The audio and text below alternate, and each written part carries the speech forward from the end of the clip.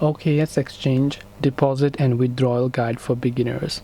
So if you want to deposit and withdraw cryptocurrency or anything on the OKX app as a beginner, first of all, simply open it up, and this is the kind of interface you will see.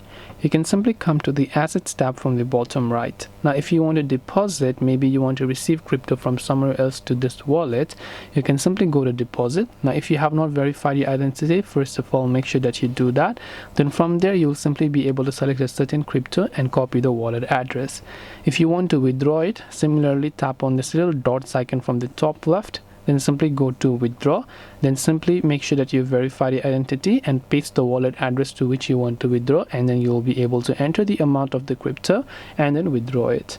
This way you'll be able to deposit and withdraw on OKX Exchange. Hope this video helped you. If you have got any more questions, queries or doubts, feel free to also leave them down below. Thank you for watching till the very end, and see you soon in the next video.